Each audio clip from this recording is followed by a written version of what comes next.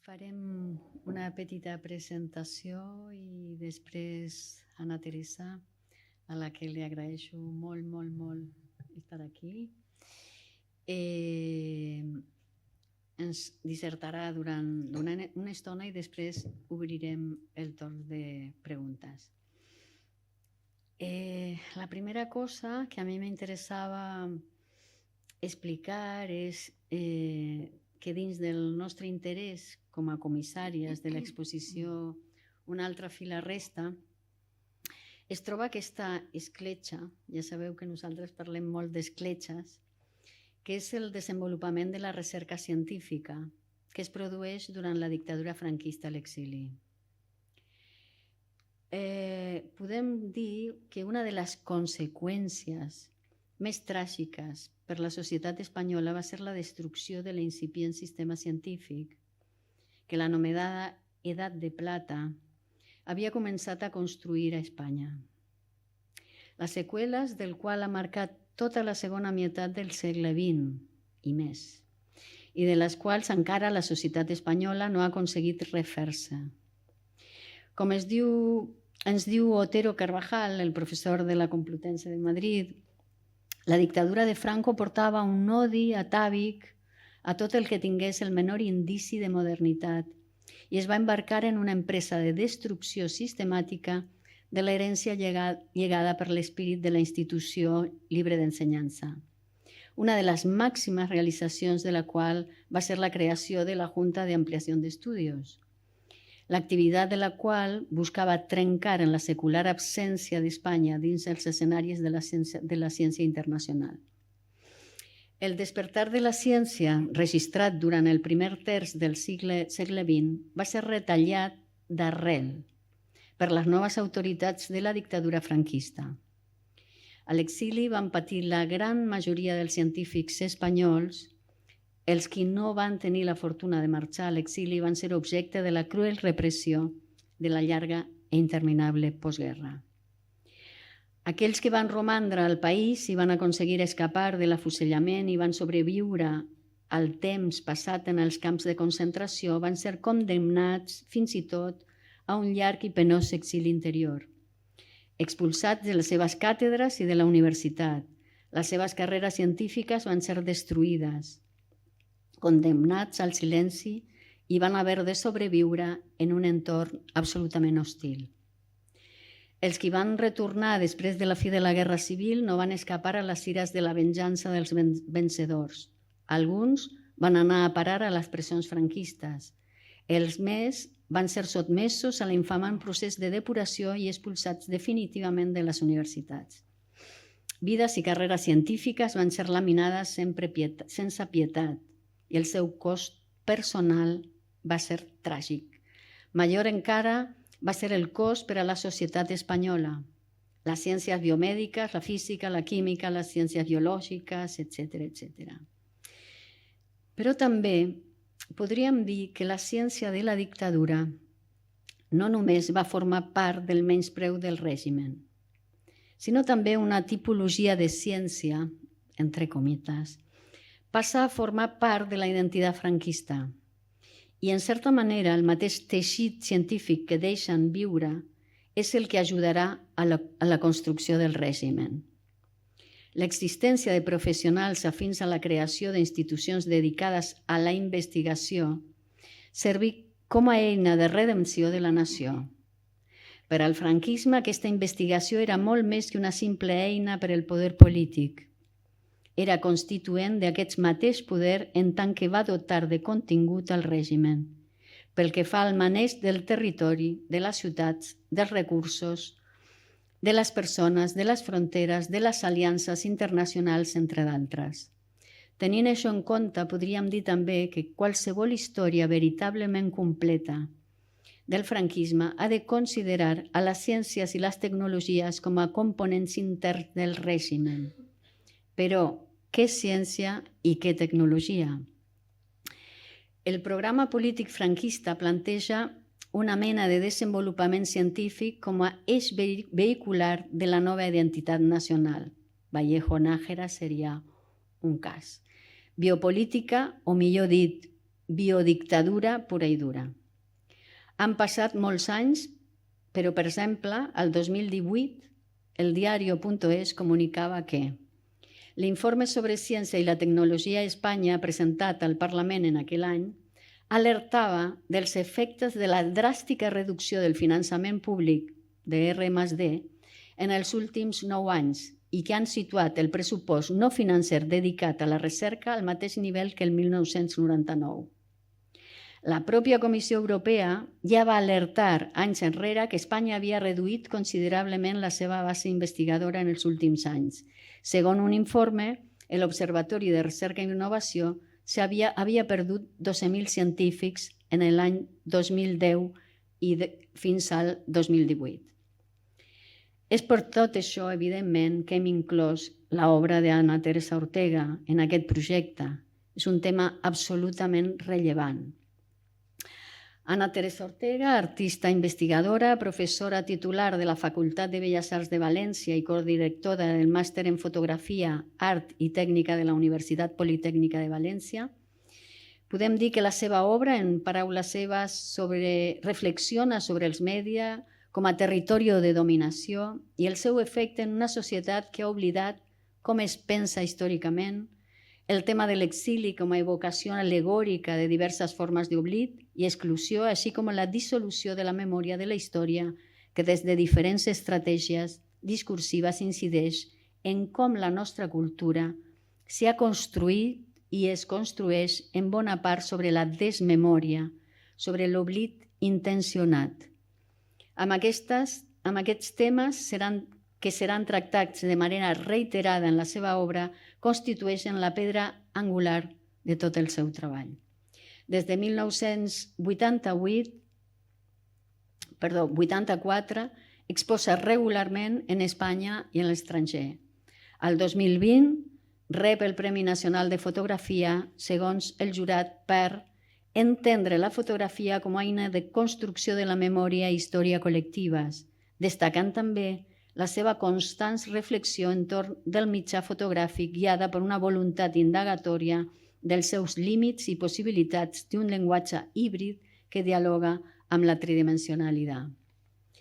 L'obra que tenim en l'exposició, Lugares del Saber y Exilio Científico, és del 2008 al 2018. És una obra que segurament ja heu vist i que ens interessava molt portar aquesta continuïtat del seu projecte artístic. Justament el dia de la inauguració d'aquesta exposició, Anna Teresa estava en Mèxic treballant en la continuïtat d'aquest projecte i és un projecte, evidentment, que dona visibilitat a aquests instituts i centres de recerca que pretenen ser un petit homenatge als nostres pioners en un moment en el qual el descens imparable en recursos tant econòmics com humans estan afeblint-se perillosament i les polítiques de recerca en Espanya encara perduren en l'oblit.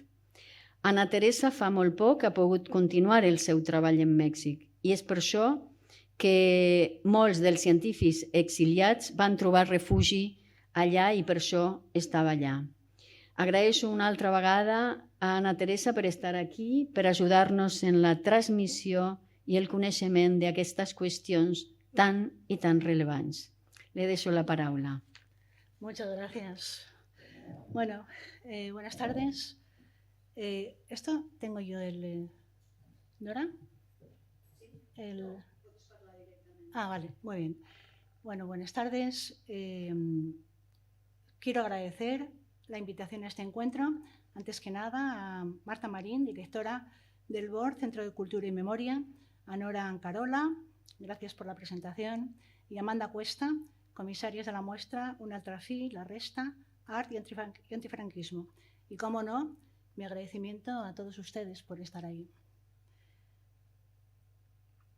Nuestra exposición sobre el exilio científico republicano se va a dividir en dos partes. La primera se enmarca en España entre los años 1907 y 1939, coincidiendo estas fechas con la creación de la Junta para la Ampliación de Estudios e Investigaciones Científicas y el final de la Guerra Civil Española, La segunda queda enmarcada en México a partir de 1938, sin año de clausura. Sería el año 1968, el año en el que empiezan a llegar de manera oficial los exiliados españoles.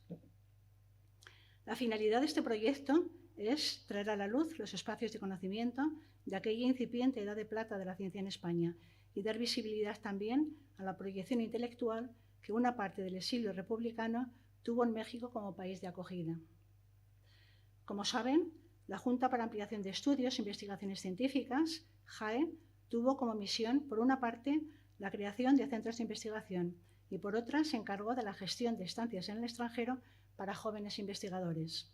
Los organismos fundamentales para el impulso de esta empresa fueron el Instituto Nacional de Ciencias Físico-Naturales, el Centro de Estudios Históricos y la Residencia de Estudiantes. Estos centros, a su vez, acogerían numerosos institutos y laboratorios, sobre todo en Madrid y Barcelona, pero también en Galicia y Santander. El desenlace de la Guerra Civil y el cese definitivo de las actividades de la JAE tuvo como consecuencia el exilio de un gran número de investigadores. En este proyecto nos detenemos en los espacios de investigación derivados del Instituto Nacional. Nuestra intención es visibilizar las secuelas de este proceso histórico que lastraron gravemente al sistema educativo y científico español.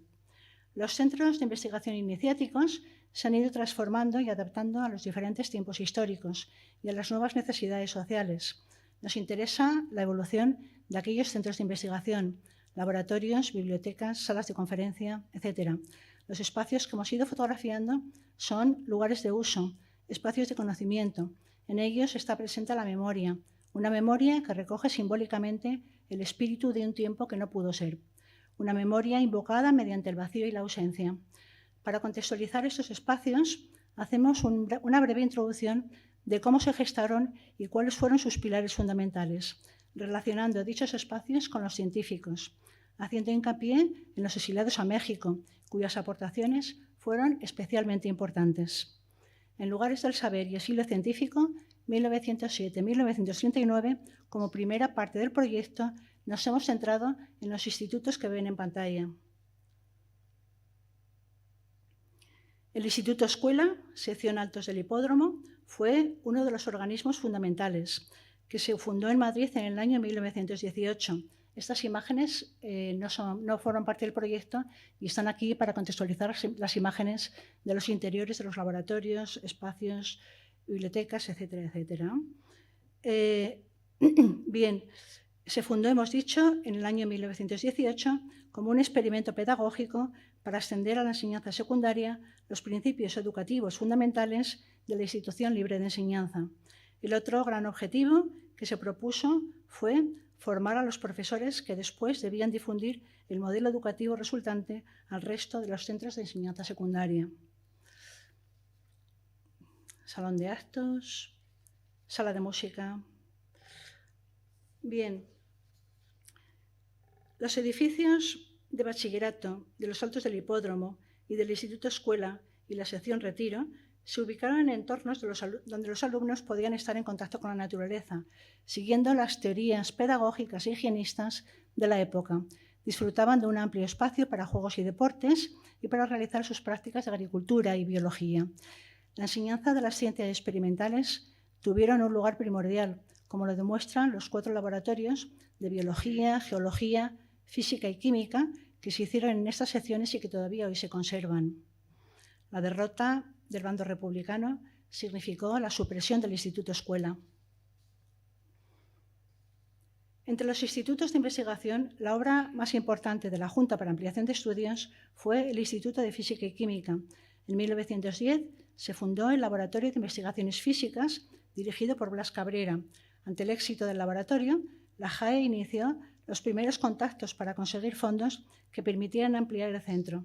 Finalmente, la Fundación Rockefeller fue quien patrocinó el nuevo edificio que se inauguró en 1932, cambiando su nombre por el de Instituto de Física y Química.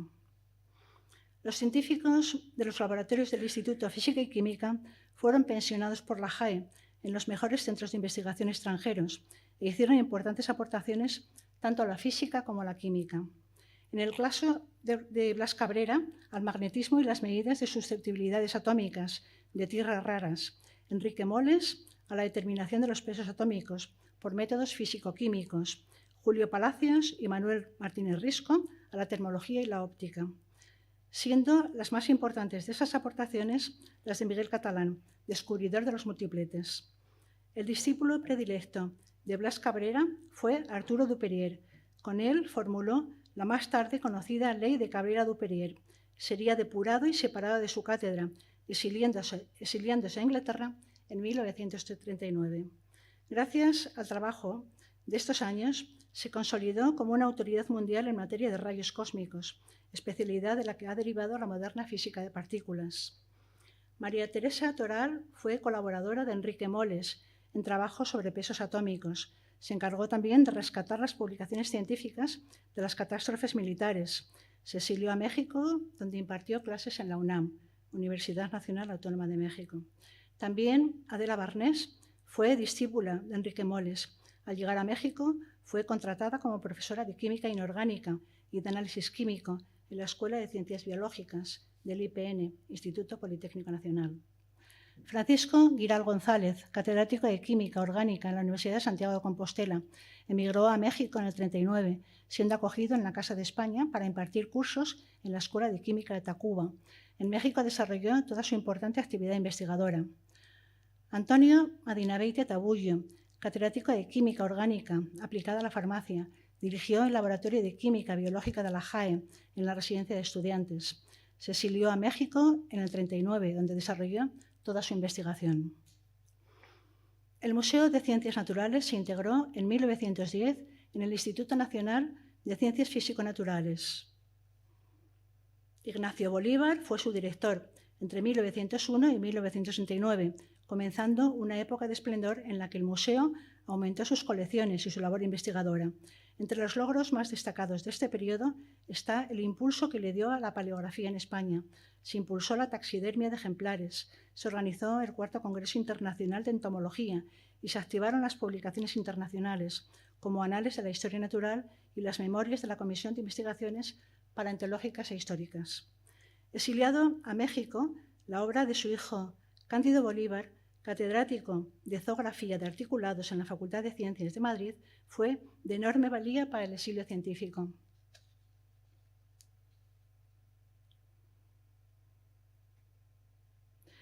En 1910, el Jardín Botánico pasó a depender del Instituto Nacional de Ciencias Físico-Naturales y es a partir de entonces cuando las investigaciones botánicas cobran un impulso nuevo. Fue también Ignacio Bolívar quien asumió la dirección del Jardín Botánico entre 1921 y 1930. Durante esta época recibió dibujos, semillas, frutos, plantas y principalmente pliegos de herbarios de al menos 5 expediciones científicas, entre ellas la del célebre Celestino Mutis. Con Ignacio Bolívar se abrieron en el jardín nuevas líneas de investigación como la micología, la flora tropical y la fisiología vegetal. En estos años también se creó la biblioteca. Un científico importante fue Faustino Miranda. Con una beca de la JAE realizó su tesis doctoral en ficología en el Jardín Botánico de Madrid. Más tarde pudo continuar sus investigaciones en el Laboratorio de Biología Marina de Marín, en Galicia, en Pontevedra. Fue entonces cuando publicó uno de sus trabajos científicos más sobresalientes, Materiales para una flora marina de las Rías Bajas. Exiliado a México, en el 39 se incorporó a la UNAM, dentro del Instituto de Biología, donde comenzó a realizar una importante labor investigadora de la que hablaremos más tarde. El Museo Antropológico fue el primero de su clase establecido en España, en el año 1875, y se debió a la iniciativa de Pedro González Velasco, que para mostrar sus propias colecciones financió la construcción del edificio. Junto a él se levantó la Escuela Libre de Médicos para alojar 2 gabinetes de estudios microscópicos y anatomía comparada y un laboratorio de química. En 1895, el Museo Nacional de Ciencias Naturales trasladó a él su sección de antropología, etnología y prehistoria, y en el año 1910, con la creación de la JAE, pasó a formar parte del Instituto Nacional de Ciencias Físico-Naturales, como Museo Nacional de Antropología, Etnografía y Prehistoria, dirigido ya por Manuel Antón, lo que significó un nuevo impulso. Se le dotó entonces de una amplia biblioteca y laboratorios en los que se impartían clases prácticas. En el año 1902, el Laboratorio Cajal se había instalado en el Museo del Dr. Velasco, que hemos visto anteriormente, Museo Antropológico, y ya en 1922 se empezó a construir un nuevo edificio, el Instituto para Investigaciones Biológicas, en el que se incluirían, entre otros, el Laboratorio de Cajal, que fue su primer director, él mismo, entre el año 1920 y 1934, año de su fallecimiento, y a su muerte le sucedió su discípulo Jorge Francisco Tello. Hoy el Instituto Cajal es depositario de su legado, que incluye dibujos e ilustraciones científicas, preparaciones histológicas, micrografías, microfotografías, microscopios, libros y otras publicaciones. La histología había llegado a constituir una verdadera escuela científica, auténticamente española. Descollaba la figura de Cajal con todos sus discípulos, y entre ellos nombramos a Juan Negrín y Pío del Río Ortega, que aunque no se exiliaron en México, tuvieron una influencia decisiva en los médicos españoles. Juan Negrín se hizo cargo del Departamento de Fisiología Cerebral del Instituto Cajal y dirigió el Laboratorio de Fisiología de la Residencia de Estudiantes de Madrid. Y Pío del Río Ortega, enorme personalidad de la histología española, se incorporó al Instituto Cajal. Colaboró con Achúcarro en estudios de neurohistología normal y patología, desarrollando métodos originales de investigación histológica. Se exilió a Argentina en el año 40 para dirigir el Laboratorio de Investigaciones Histopatológicas de Buenos Aires. Estos grandes maestros participaron en la formación de un buen número de médicos exiliados, entre ellos Rafael Méndez, Severo Ochoa, García Valdecases, Isaac Costero, Dionisio Nieto y José Puche.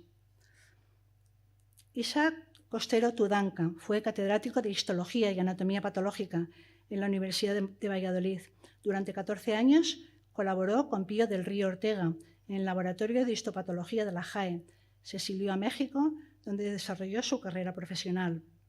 También Dionisio Nieto González fue investigador en el Instituto Cajal, además de trabajar en el Hospital Provincial.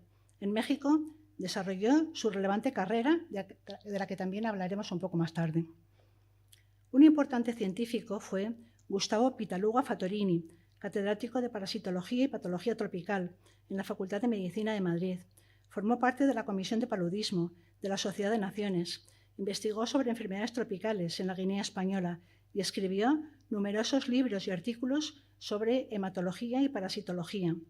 Emigró a Cuba, donde organizó la primera y muy importante conferencia de profesores universitarios españoles en el año 1943, amparada por la Universidad de La Habana. El Instituto Leonardo Torres Quevedo. Los proyectos de Leonardo Torres Quevedo, el más insigne inventor español, recibieron apoyo oficial con la creación del Centro de Ensayos de Aeronáutica en el año 1904. Fueron destacables sus contribuciones en el ámbito de la mecánica y la matemática aplicada, así como en otros ámbitos de la ingeniería, incluidos los teleféricos, los dirigibles o el radiocontrol. En el año 1911, el laboratorio de Torres Quevedo se integró en la Asociación de Laboratorios de la JAE para elaborar los equipos que ésta demandase y formar personal. El Centro de Ensayos de Aeronáutica se transformó y cambió su nombre en el año 26 por el de Laboratorio de Mecánica Aplicada. Su trabajo pionero en automática alcanzó resonancia internacional y sus aparatos han sido citados como precursores de la cibernética, del cálculo analógico y de la informática. En sus últimos años de vida, porque murió en el año 1936, Torres Quevedo dirigió su atención al campo de la pedagogía, a investigar aquellos elementos o máquinas que pudieran ayudar a los educadores y profesores universitarios en su tarea. Paralelamente a la creación de la JAE, se propuso en Barcelona el Institut d'Estudis Catalans, cuyo presidente fue Pau de la Riba. El instituto estaba constituido por 3 secciones. La sección histórico-arqueológica para el estudio y protección del patrimonio artístico, arquitectónico y cultural, sección que dirigió Pedro Bosch Gimpera. figura fundamental y de gran implicación en el ámbito universitario y político catalán. Desempeñó el cargo de director del Servicio de Investigaciones Arqueológicas del Instituto de Estudios Catalanes.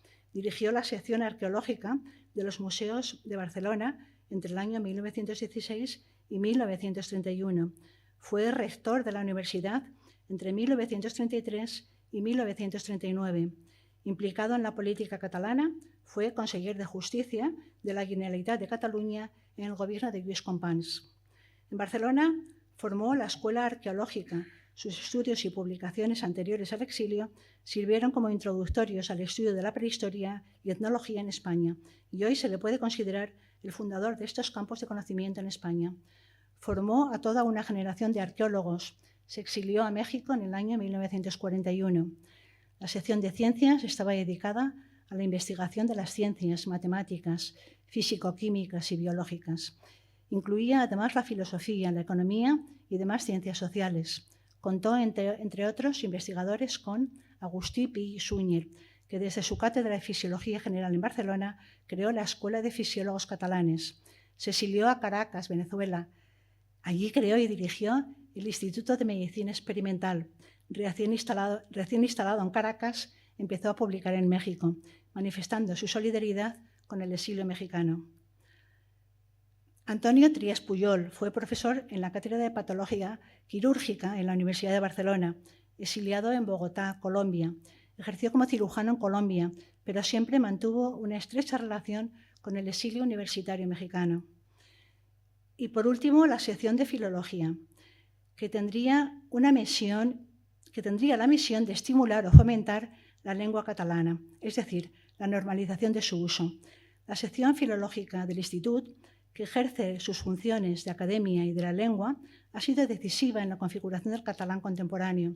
Sin la asistencia del Instituto, no habría sido posible ni siquiera el Diccionario General de la Lengua Catalana, de Pompeu Fabra, en el año 1932, adoptado como normativo. La Biblioteca de Cataluña, que se creó en el año 1907, propuso al alcalde de Barcelona la constitución de esta biblioteca que vemos en pantalla. En 1914, mediante donativos y depósitos de gran valor, se puso ya a disposición de los investigadores con el nombre de Biblioteca de Cataluña. Estuvo regida mediante un patronato hasta el año 1939. Odón de Buen fue la gran figura de la oceanografía española, catedrático de Biología General en la Facultad de Ciencias de Madrid y fundador del Instituto Español de Oceanografía en el año 1914. Inició el campo de la investigación oceanográfica en España. Se exilió a México con 80 años y falleció 2 años después. Sería el científico Augusto Gómez de Linares quien fundó en Santander la primera estación de biología marina en España, en el año 1886. Tras el fallecimiento de González Linares, en el año 1904, pasó a dirigirla José Rioja Martín, pero el biólogo más prolífico y de más alto nivel en este campo fue Enrique Rioja Lobianco, hijo del anterior José Rioja Martín. Contribuyó extensamente al campo de la hidrobiología, a la divulgación científica y a la promoción de la didáctica de las ciencias naturales, primero en España hasta el 39 y luego en México.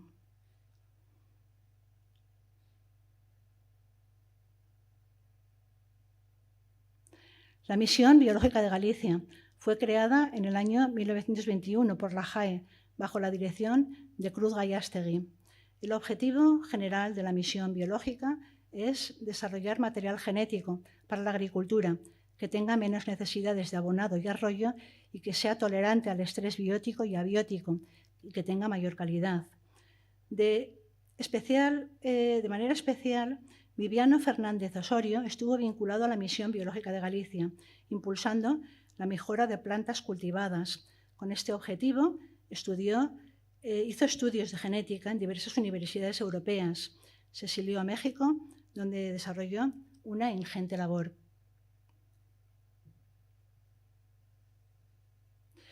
La actividad científica es impensable sin un complejo entramado de asociaciones, institutos de investigación, centros de información, bases de datos, bibliotecas, laboratorios y sistemas de financiación de la investigación, y es así como se dio entre 1907 y 1939. La Administración Pública creó instituciones para la promoción de la investigación, como los institutos que hemos ido nombrando anteriormente, que dieron lugar al nacimiento de toda una comunidad científica en España. El Estado y su política de becas para jóvenes investigadores lograron incorporar a los científicos españoles en las redes y programas de investigación internacionales.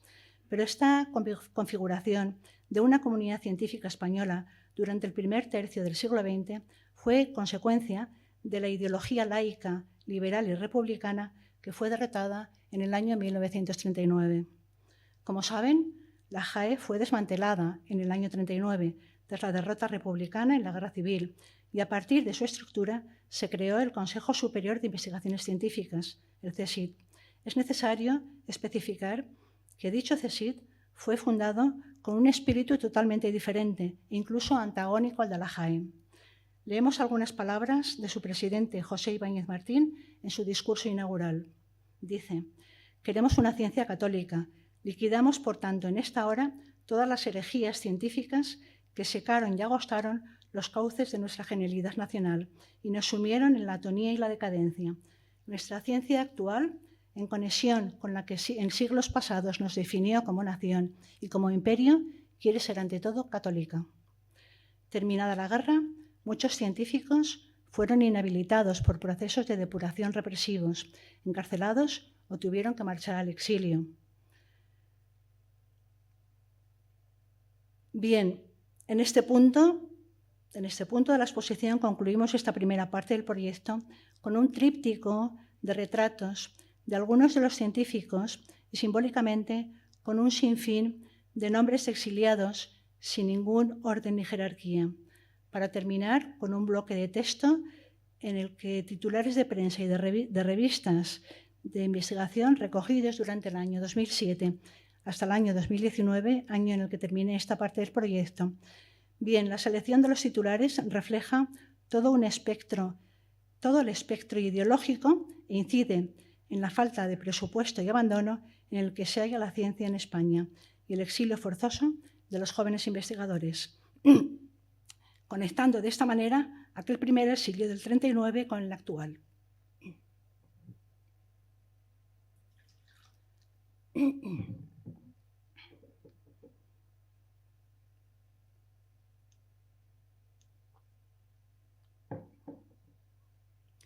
La invitación de Lázaro Cárdenas a los republicanos españoles fue un gesto político de enorme trascendencia.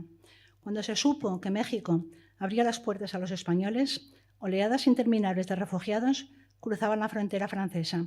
La mayor parte de ellos huían sin saber cuál sería su destino. Los refugiados serían dirigidos a diferentes campos de concentración al sur de Francia, campos escalonados desde el macizo de los Pirineos hasta el Mediterráneo. La población en los campos al aire libre alcanzó la suma de 236.000 personas en el año 39. El censo de refugiados políticos, elaborado en la Embajada de México y el Ministerio del Interior en Francia, ofrecía la cifra de 527.840 personas. Fue, sobre todo, América Latina, en donde los exiliados encontraron un asilo generoso. Ningún país, por pequeño que fuera, quedó excluido de brindar refugio a los españoles. También Estados Unidos, Canadá y Brasil acogieron a numerosos exiliados. Pero la gran ilusión migratoria la ofreció México. El gobierno mexicano había anunciado su decisión de admitir a todos los republicanos españoles que lo desearan.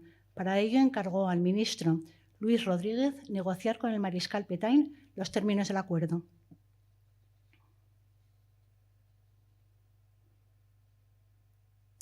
En París se formaron las dos primeras organizaciones del exilio republicano, el Servicio de Evacuación de Republicanos Españoles, el SERE, y la Junta de Auxilio a los Refugiados Españoles, la JARE.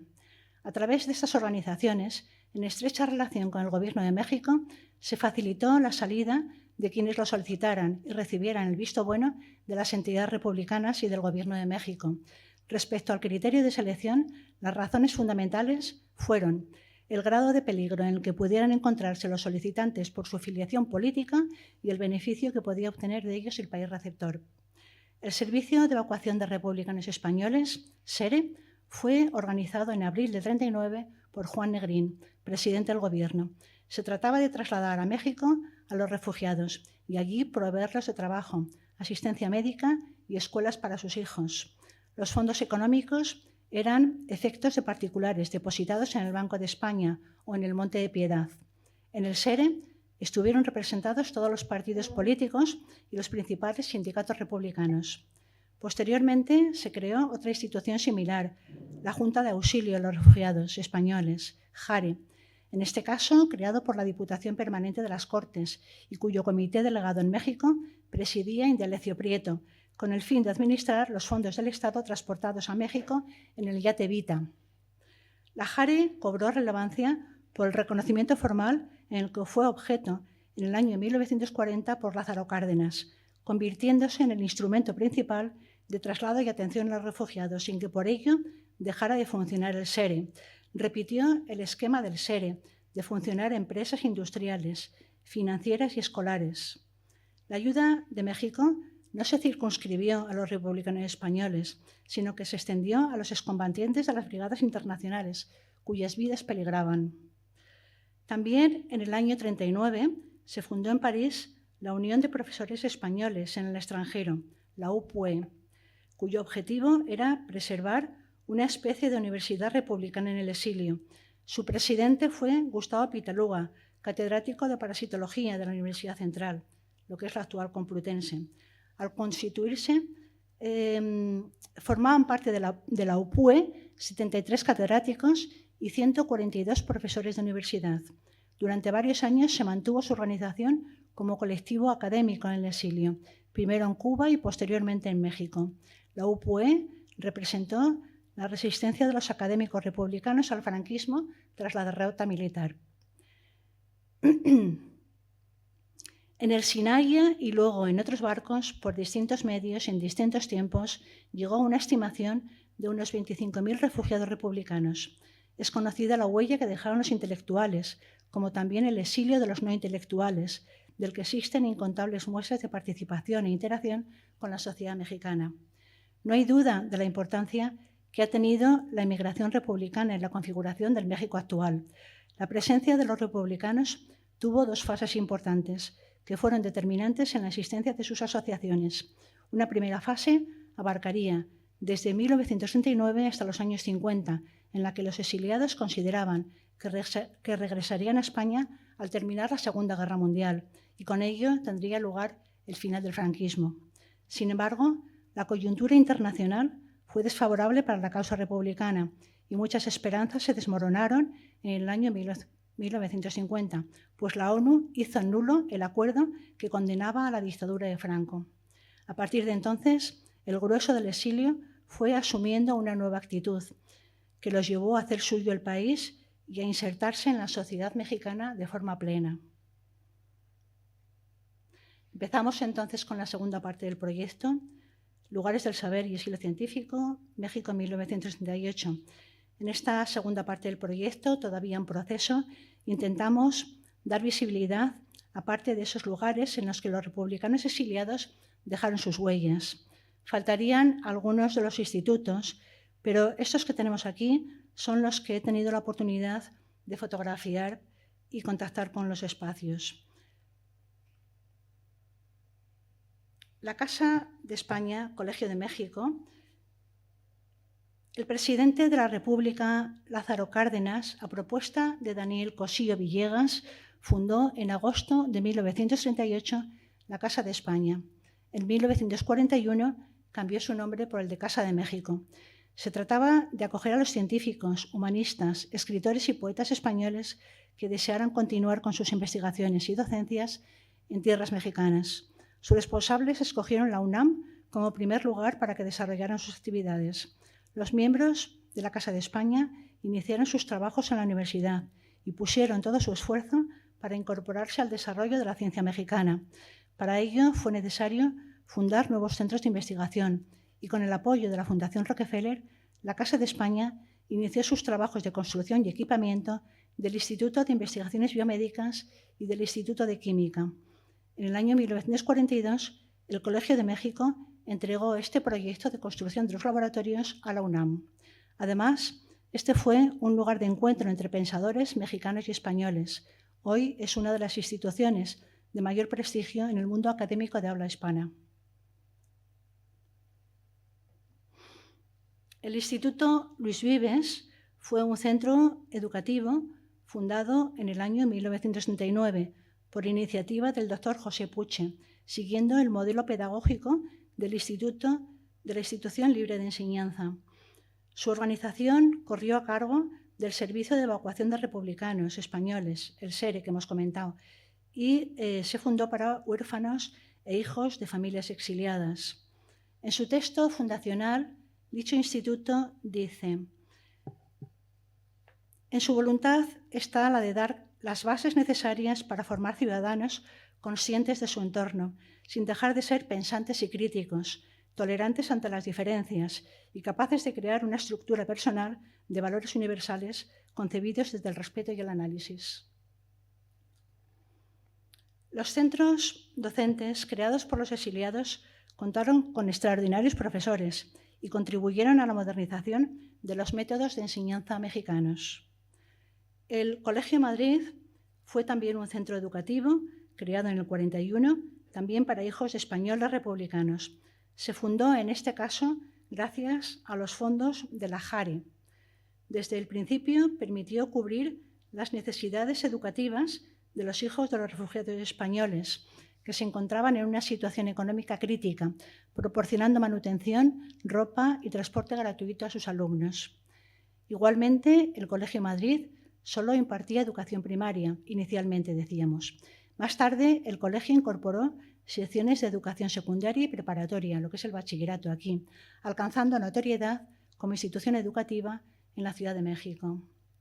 Hoy, el Instituto Luis Vives, como el Colegio Madrid, están totalmente integrados en la sociedad mexicana y continúan su actividad educativa respetando el espíritu fundacional. Entre los principales centros fundados por el exilio estuvo la institución médica y mutualista La Benéfica Hispana. Fue una entidad médico-farmacéutica dedicada a la asistencia sanitaria de los exiliados republicanos. El Comité Técnico de Ayuda a los Refugiados Españoles, CETARE, filial mexicana del SERE, fue creado en mayo del 39 por José Puche Álvarez, catedrático de Fisiología de la Universidad de Valencia, rector y director general de Sanidad de Guerra de la República. El CETARE, decimos, creó una sección dedicada al auxilio de enfermos y heridos de la guerra y desde el año 1940 la asistencia sociosanitaria mediante un servicio médico-farmacéutico funcionó con acierto, aunque sometido a diversas presiones económicas hasta el año 1942. La JARE empezó a proporcionar médicos y medicinas sin costo alguno, animado por la enorme generosidad de parte de los médicos emigrados que acudieron en un principio sin percibir remuneración alguna. Como vemos, la presencia en México de un cuantioso grupo de exiliados españoles habría supuesto un enorme problema de no haber existido un organismo como la JARE, que contribuyó a mitigar sus incertidumbres. Para el desarrollo del servicio médico-farmacéutico contaron con la colaboración de un grupo de prestigiosos médicos españoles exiliados que, a cambio de unos sueldos modestos, atendieron a sus paisanos. En México fueron recibidos aproximadamente unos 25.000 republicanos, de los que una mínima parte eran intelectuales. Se estima que fueron unos 1.000 médicos, biólogos, fisiólogos, químicos, matemáticos. Todos ellos contribuyeron al progreso científico y tecnológico, como lo señala el Consejo Nacional de Ciencia y Tecnología, al reconocer la gran significación que tuvo para México la llegada de inmigrantes con preparación avanzada en determinados campos del conocimiento. México se encontraba en una situación de despegue económico debido a los cambios sociales producidos por la Revolución Mexicana. Las masivas migraciones del campo a la ciudad crearon nuevas universidades, crearon institutos y centros de investigación y la llegada al país de inmigrantes altamente cualificados, todo esto contribuyó al desarrollo de la ciencia y la tecnología producidas en México, sin las cuales no podría explicarse la expansión y el auge que mostró la economía mexicana hasta la crisis mundial de 1970. Los mexicanos, como lo interpretó el presidente Cárdenas, entendieron que los republicanos añadían energía vital para el desarrollo nacional, en un momento en el que el país daba un salto cualitativo que lo llevaría de una sociedad mayoritariamente rural y dependiente de las actividades primarias a otro en el que la diversificación económica requería de mano de obra experimentada y especializada. Los republicanos llevaron conocimiento, que en ese tiempo representaban los adelantos alcanzados en España. Ellos fueron promotores de negocios e introductores de técnicas en la agricultura, en la industria y en los servicios.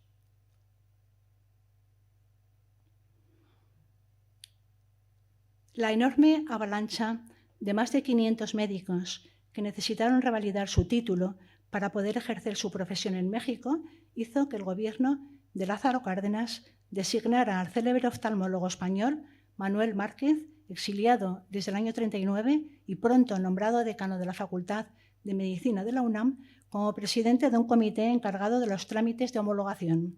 Ese comité fue el punto de partida de la creación del Ateneo Ramón y Cajal, fundado en octubre de 1942.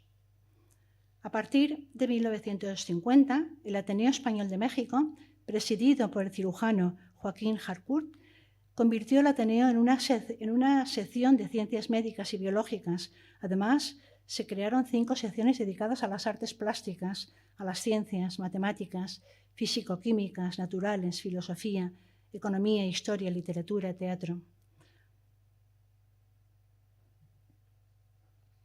El Instituto de Investigaciones Biomédicas. Como acabamos de comentar, alrededor de 500 médicos llegaron a México, derivados por el SERE y la JARE. Ellos encontraron acomodo en el ejercicio de la docencia, la labor hospitalaria, en la industria médico-farmacéutica o en la investigación. En número equivalían a la 10ª parte del cuerpo médico mexicano y desde el primer día de su llegada pudieron ejercer su profesión sin necesidad de lentos trámites burocráticos. En el año 1941 y con el apoyo de la Fundación Rockefeller, la Casa de España, como hemos dicho, inició los trabajos de construcción y equipamiento del Laboratorio de Estudios Médicos y Biológicos de la UNAM. Rodríguez Lafora, Isaac Costero y Dionisio Nieto recibieron una beca para su creación. El centro se inspiraba en el Instituto Cajal de Madrid como un centro de investigación básica y clínica del sistema nervioso. Isaac Costero, además, fundó el Departamento de Anatomía Patológica del Instituto Nacional de Cardiología.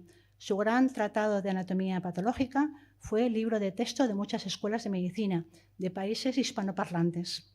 En el año 68 fue presidente de la Academia Nacional de Medicina. En el 72 se le concedió el Premio Nacional de Ciencias y en el 79 fue nombrado doctor honoris causa por la UNAM. Se impuso la tarea de crear una escuela y efectuar trabajos de investigación que elevaran la anatomía patológica mexicana al mismo nivel de las más grandes del mundo, algo que consiguió elevándola a rango de reconocimiento mundial. Dionisio Nieto, destacada figura de la psiquiatría, se exilió a México en el año 40, donde ocupó la cátedra de patología del sistema nervioso en la Facultad de Medicina y la dirección del pabellón del Manicomio General de la Ciudad de México. Cofundó el Instituto de Investigaciones Biomédicas de la UNAM, que acabamos de comentar, del que fue nombrado jefe del Departamento de Neuroanatomía y Neuropatología. Actualmente, esta es una de las instituciones universitarias más relevantes. Gonzalo Rodríguez Lafora vivió en México desde el año 38 hasta el año 46. Junto con un grupo de intelectuales y por disposición de Juan Negrín, vino antes de que terminara la guerra y su investigación estuvo vinculada al Instituto de Investigaciones Biomédicas de la UNAM. Escribió más de 300 artículos para revistas especializadas españolas, alemanas, inglesas y mexicanas. A los cientos de libros, monografías y artículos de temas médicos elaborados por los exiliados, habría que añadir las revistas de obligada referencia, como los Anales del Ateneo Ramón y Cajal, Monterrey Médico, Archivos Médicos Mexicanos, Acta Médica Hidalguense, además de los trabajos publicados en la revista Ciencia. La revista Ciencia fue el principal referente institucional y elemento de cohesión de los científicos republicanos en el exilio. Se publicó en México a lo largo de 35 años. Ignacio Bolívar, fundador de la revista, justificaba la iniciativa como un intento de difundir la ciencia en los países hispanoamericanos, por considerar que la ciencia como una parte sustancial de la modernidad y el progreso, tiene que formar parte sustancial de la cultura pública. Su objetivo era actualizar los avances en ciencia, medicina, agricultura e industria para servir de impulso al desarrollo, elevar la cultura científica y actualizar la información de los científicos y médicos profesionales. Con independencia de sus aportaciones científicas y de sus contribuciones a una pluralidad de países, los científicos republicanos en el exilio permanecieron como un colectivo cuya principal aportación fue mantener viva la memoria de un proyecto político y de transformación social que había hecho de la educación y de la ciencia sus principales motores. Hubo aportaciones individuales muy meritorias, como la de Pío del Río Ortega, aspirante al Premio Nobel, e incluso el Premio Nobel Severo Ochoa. La mayoría de médicos e investigadores se integraron en comunidades científicas extranjeras y desarrollaron una labor silenciosa que les permitió rehacer su vida. Al igual que el Instituto de Biomédicas, el Instituto de Química también fue financiado por la Casa de España y la Fundación Rockefeller, junto con el mexicano Fernando Orozco, el catedrático y farmacéutico que antes hemos nombrado, español Antonio Medina Beitia, participó en la creación y consolidación del Instituto de Química en la UNAM. Fue uno de los primeros centros de investigación en la universidad, donde formó a personalidades destacadas de la química mexicana de mediados del siglo XX y se inició la moderna investigación química en México. Sus investigaciones estaban dedicadas a estudios fotoquímicos de plantas mexicanas y al análisis químico de lagos. Muchas de ellas fueron publicadas en la revista Ciencia, en los anales de Física y Química y en otras revistas hasta la fundación de la publicación propia, que fue el Boletín del Instituto de Química. José Giral Pereira, catedrático de Química Orgánica en la Universidad Central de Madrid y rector de la misma universidad.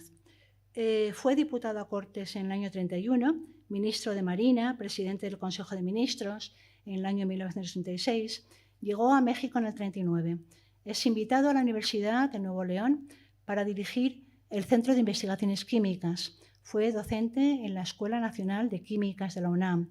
Por sus trabajos sobre productos naturales, compuestos orgánicos y farmacéuticos, análisis químico, clínico, biológico y farmacéutico, y particularmente sobre alimentos mexicanos, recibió doctorados honoris causa de las universidades de Michoacán, Nuevo León, Guanajuato y Guadalajara.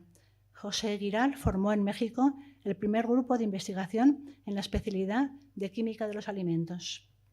Francisco Giral González, hijo suyo, eminente investigador también, profesor en la Facultad de Química de la UNAM, hizo aportaciones singulares en el campo de la síntesis química de los esteroides, habiendo descubierto algunas moléculas derivadas de productos vegetales regionales. Una de ellas la denominó cardenagénina, en honor a Lázaro Cárdenas. Trabajó como investigador en el Instituto de Salubridad y Enfermedades Tropicales y fue cofundador, redactor y subdirector de la revista Ciencia. En cuanto a los físicos, Blas Cabrera Felipe, descubridor de la ciencia del magnetón, nominada Weiss Cabrera, en honor a sus colaboradores, llegó a México en el año 39, donde impartió docencia en la Facultad de Ciencias de la UNAM. En el Instituto de Física estudió las propiedades magnéticas de las tierras raras. Sobre la teoría de la relatividad, publicó estudios también sobre el átomo y la estructura de la materia. Juan de Oyarzábal Urueta llegó a México en el 39, profesor del IPN, miembro de la Unión Internacional de Física Pura y Aplicada, asesor de la Comisión de Energía Nuclear y miembro fundador de la Sociedad Mexicana de Física. Durante más de 20 años fue investigador en el Instituto de Física, donde trabajó principalmente acerca de la teoría de las partículas elementales. La UNAM le encargó la elaboración de un libro de ciencias naturales en el año 74 y ese mismo año la Comisión Nacional de Libros de Texto le encargó la redacción de otros. La biblioteca del Instituto de Física y una de las aulas magnas de la Facultad de Ciencias lleva su nombre.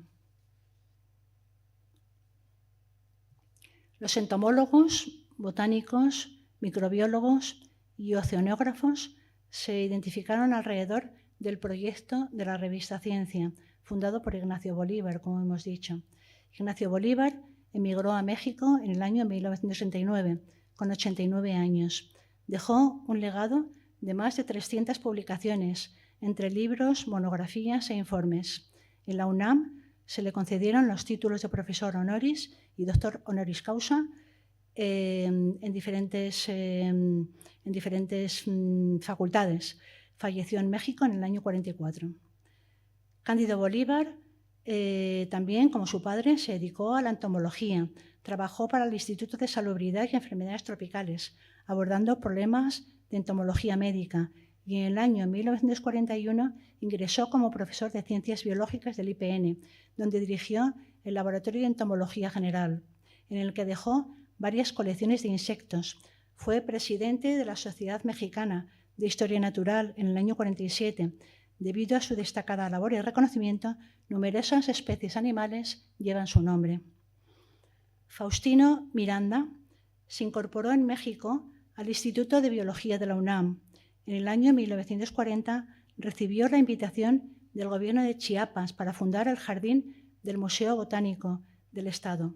Sus trabajos científicos se convirtieron en una autoridad mundial sobre la flora de esa región, y a su regreso a México, en el año 1958, le encargaron su obra más sobresaliente, el Jardín Botánico de la UNAM, en el que incorporó el Herbario Nacional, que contiene las especies y de todas las colecciones de los botánicos españoles y mexicanos desde la época virreinal, desde el año 1521 hasta el año 1821. Este jardín botánico lleva su nombre. Viviano Fernández Osorio fue profesor de la Universidad Nacional Autónoma de México, el Instituto Politécnico Nacional, siendo nombrado secretario de la Sociedad Mexicana de Historia Natural y asesor técnico de la Dirección de Pesca. Es llamado a las Naciones Unidas para encargarse de las oficinas de la FAO para América Latina, del Programa para Asistencia Técnica a Países en Vías de Desarrollo. Nuevamente, en México, se encarga de la dirección de un seminario de problemas internacionales en el Colegio de México y la del referido Centro de Estudios del Tercer Mundo. Enrique Rioja Lobianco, ya estamos terminando, llegó a México en 1939, desarrolló la investigación y la docencia en el Instituto de Biología, en la Facultad de Ciencias de la UNAM.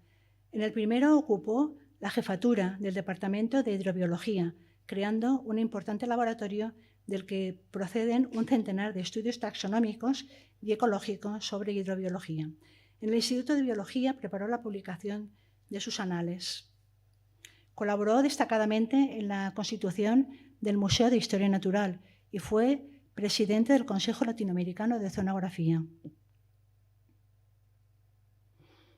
Pedro Bosch Gimpera, que hemos nombrado antes a propósito del Instituto de Estudios Catalans, desempeñó, como hemos dicho, el cargo de director del Servicio de Investigaciones Arqueológicas del Instituto de Estudios Catalans y se exilió a México en el año 41, y desde allí fue nombrado jefe de la División de Filosofía y Humanidades de la UNESCO en París entre 1948 y 1953, y también fue secretario general de la Unión de Ciencias Antropológicas y Etnológicas entre el año 53 y el año 66. En el 53 fue nombrado profesor del Instituto de Antropología e Historia.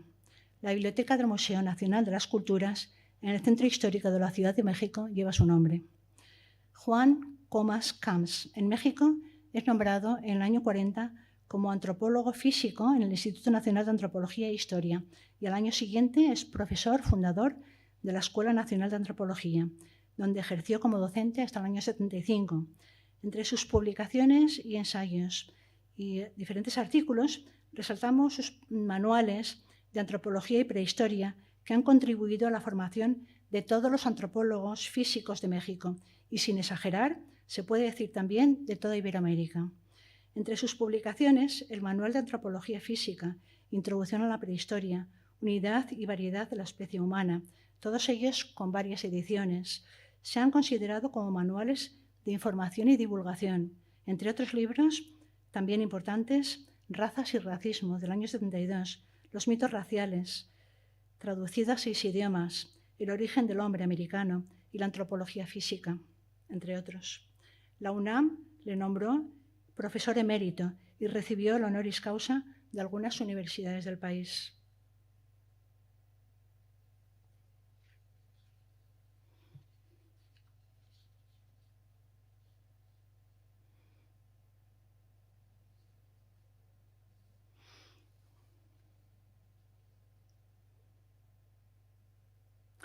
Asimismo, Pedro Bosch Gimpera y Juan Comas Camps fundaron en el año 63 la sección de antropología del Instituto de Investigaciones Históricas que tenemos en pantalla, donde se incorporaron como investigadores. Juan Comas se dedicó al estudio de los grupos indígenas prehispánicos, así como a las etnias actuales. Ambos realizaron importantes aportaciones también en este instituto. Bien, entre los matemáticos no podemos obviarlos, aunque sea vamos a nombrar a Marcelo Santaló Sors, que fue astrónomo en el Observatorio de Madrid. El SERE lo colocó en el Instituto Luis Vives, alternando posteriormente con otros colegios del exilio. Escribió un libro sobre los primeros conocimientos de aritmética y geometría y otros sobre astronomía, ganando gran prestigio que fue consolidándose en diferentes conferencias, lo que le valió ser nombrado en el año 57 jefe de la sección de Ciencia y Tecnología de la Organización de los Estados Americanos, recibiendo en el año 60 el encargo de la UNESCO de estudiar la enseñanza de las matemáticas y la cosmografía en Ecuador, Perú, Chile, Argentina y Paraguay. Esa misma función, en calidad de inspector, la ejerció en México. Y no nos podemos olvidar de las aportaciones que hicieron los constructores. Del exilio llegó un buen número de ingenieros superiores y técnicos de diferentes especialidades, así como arquitectos. La mayor parte de ellos se dedicaron a la consultoría y a la realización de obras, tanto en empresas privadas como en el sector público. Imposible hablar de todas las aportaciones que introdujeron en los diferentes ámbitos constructivos, pero solamente vamos a nombrar a uno de gran importancia, el arquitecto Félix Candela, que destacó de manera notable en el ámbito de la construcción. En México desarrolló toda su obra creativa, los paraboloides hiperbólicos con los que alcanzó fama internacional, proyectando sus características bóvedas delgadas en varios países del mundo. Bueno, terminamos ya diciendo que este proyecto quiere hacer memoria de aquella gran tragedia para la ciencia en nuestro país. Asimismo, quiere mostrar su profundo agradecimiento a México por su inmensa generosidad con la migración republicana. Lugares del Saber y Exilio Científico ha continuado indagando en aquella fractura política que supuso el exilio republicano español, con la intención de dar visibilidad a las diferentes contribuciones que científicos y humanistas, junto con investigadores mexicanos, aportaron durante el exilio. Por último, decir que en aplicación de la Ley de la Memoria Histórica, 170.180 descendientes de españoles exiliados, según datos del Ministerio Español de Asuntos Exteriores y de Cooperación, adquirieron la nacionalidad española, aspirando de esta manera reconocer y ampliar los derechos de quienes sufrieron la Guerra Civil Española y la represión de la dictadura. Muchas gracias.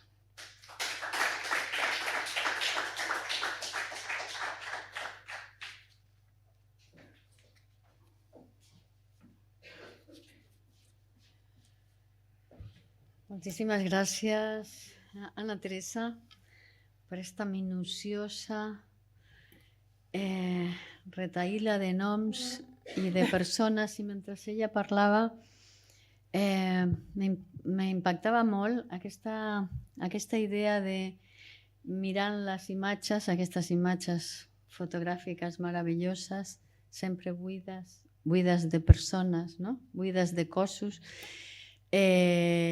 i en canvi en el relat estaven ells presents, no? Ells i elles, algunes elles també. Poques, però alguna havia. Esta comparativa, ¿no?, de lo que veiem i de lo que ella deia em resultava molt impactant. Sé que hi ha preguntes o aportacions. Si algú vol començar? Sí. Sempre amb el micrófono, sisplau, perquè así surt en el vídeo. Primero, estoy absolutamente conmovido teníamos que habernos conocido antes. Claro, tengo muchos más años que tú. Yo voy a empezar por lo que realmente me ha sucedido, que es que esta exposición que me trajo al BOR, conocí al BOR, etcétera, pero que me atrajo el antifranquismo, y descubrí dos cosas juntas. Descubrí a Ana Teresa Ortega con los lugares del saber y exilio científico, porque en sus cuadros, en la manera como pone las fotos, los nombres, etcétera, identifiqué en primer lugar todos los exiliados del campo de la ciencia, la tecnología, médicos, paleontólogos, etcétera, estaban los nombres ahí. Y fue una sacudida enorme en encontrarme en el stand, y paso ahora a dar a las flores, se las voy a pasar a la curadora. Creo que la idea de reunir a 20 personas que tienen muchas cosas que decir es una forma de integrar un sujeto tan difícil de entremezclar y ofrecerlo. Entonces yo en la otra sala, me encontré con otro autor, me encontré con Carles Guerra. Y Carles Guerra tiene 3 pantallas, una pantalla grande, la dedicada a la sardana, y 2 pequeñas pantallas. Yo no tenía ni idea quién era este señor, pero sí vi una sola cosa, vi 2 cosas juntas. Vi Tosquelles, el psiquiatra, y vi 1953. Y dije, yo a Tosquelles lo conozco, no sé de qué. Vi el video, sale el venezolano, y 1953, el psiquiatra Tosquelles, que registra, son las películas que él hace, llega a Caracas, pero llega al aeropuerto de Maiquetía, sube por una autopista recién construida y se va a Valencia, el centro del país, a encontrarse con otro psiquiatra, su íntimo amigo, Josep Solanes. Se encuentra con Solanes porque Solanes acaba de ser designado director del centro psiquiátrico de Bárbula. Ahí la sacudida fue suprema porque he escrito sobre Solanes y ahora paso al exilio. En 1992, yo, en un año sabático, decidí que tenía que saber cuál era la contribución que los exiliados que habían llegado a Venezuela había ofrecido al proceso de modernización de la sociedad venezolana. Ese sabático me llevó a miles de cosas y no voy a entrar en eso. Lo que sí es importante, unos toques para entender lo que sucedió con Venezuela. Nosotros tuvimos un dictador que murió en su cama, al igual que el otro que ustedes recuerdan. El nuestro se llamaba Juan Vicente Gómez y falleció en diciembre de 1935.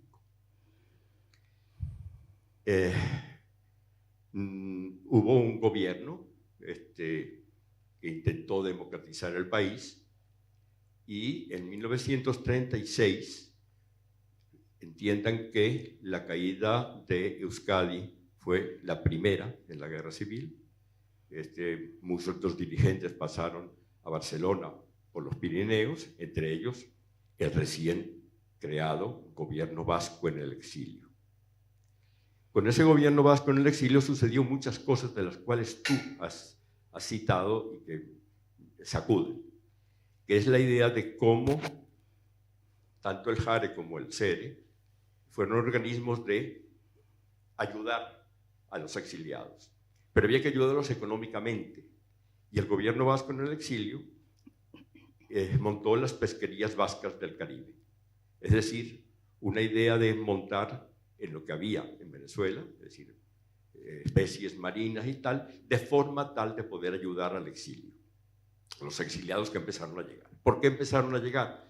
Primero porque eran vascos y eran católicos, apostólicos y romanos y sin riesgo de ser filocomunistas. ¿Por qué? Simplemente porque las relaciones entre Venezuela y el Euskadi vienen de atrás, vienen del final del siglo XVII, con la Compañía Guipuzcoana. Y la Compañía Guipuzcoana y los vascos se llevaron muy bien. El gobierno de Juan Vicente Gómez expulsó a los jesuitas, pero al final se retractó y regresaron los jesuitas. Y la mayor parte de los jesuitas que regresaron eran vascos. Entonces tuvimos un primer exilio de vascos, y entre ellos un nutricionista de renombre que es Manuel Bengoa, médico. Después, en 1945, como Gómez falleció en su cama, tuvimos una transición. Es decir, hubo un golpe de Estado entre fuerzas de la socialdemocracia y los militares, dieron un golpe de Estado. Y una de las primeras cosas que hizo ese nuevo gobierno, de la Junta Revolucionaria de Gobierno, fue reconocer al gobierno de la República Española en el exilio, que estaba en ese momento todavía en México antes de irse a París. Entonces empezó Venezuela a recibir muchos más exiliados durante ese trienio, y entonces, para abreviar, recibimos todo lo que ustedes perdieron. Nosotros recibimos, en el momento en que Venezuela se estaba modernizando, todos en una triada de ministerios fundamentales: obras públicas, ingeniería, arquitectura, etc., sanidad y asistencia social, todo lo que tiene que ver con salubridad y sanidad, y agricultura y cría. El de sanidad es el más significativo y es el que voy a destacar más, porque la traza de congresos internacionales, las enfermedades tropicales en Hamburgo, la Johns Hopkins por otra parte, hacía que médicos venezolanos conocían a todo el sistema de médicos sanitarios republicano, y empezaron a llegar. Entonces la sanidad pública le debe mucho a ese exilio republicano, sin ninguna duda. Eso lo que quería apuntar era eso, y entender que no veo en el caso nuestro la manera como, y voy a terminar con Pisuñer, evidentemente. Augusto Pisuñer llegó en un momento clave de su vida, ya muy maduro, y se insertó de inmediato y pudo perfectamente montar su instituto en la Universidad Central de Venezuela, que estaba comenzando. Y lo pudo hacer porque llegó en ese mismo momento otro fisiólogo que acaba de terminar sus estudios en Yale, y entre los dos, ese nuevo compañero de viaje venezolano es el rector de la Universidad Central, que llegó a ser rector de la Universidad Central, Augusto de Benassi. Y con ellos, en una coyuntura política de la que ha tenido Venezuela, crearon una institución externa que fue la Asociación Venezolana para el Avance de la Ciencia. Y juntos crearon, además de esa asociación, Acta Científica Venezolana, una revista del mismo tipo, con las mismas intenciones, a la revista Ciencia que tú dijiste de México. O sea que la unión de las dos formas de desarrollo es importante. Tengo listas de todos los que contribuyeron, y como te dije, sabes en dónde las puedes conseguir. Los nombres están ahí también. Muchísimas, muchísimas gracias. Gracias a usted. Gracias por la aportación. Sí, sí. No sé si quieres comentar algo, Ana Teresa. Claro, yo he centrado la exposición y mi trabajo, mi proyecto es México, porque ese sobre todo fue el más numeroso. Y en la medida en que fue el más numeroso, pues claro, si lo ampliara, pues tendría ahí muchos países pendientes y el trabajo sería ingente, ¿no? Ese trabajo se mueve en un ámbito simbólico. Quiero decir que el tratamiento de las imágenes y el abordaje del tema, al entrar dentro de las artes plásticas, el lenguaje es simbólico. Porque yo no estoy señalando, aquí estuvo este señor científico.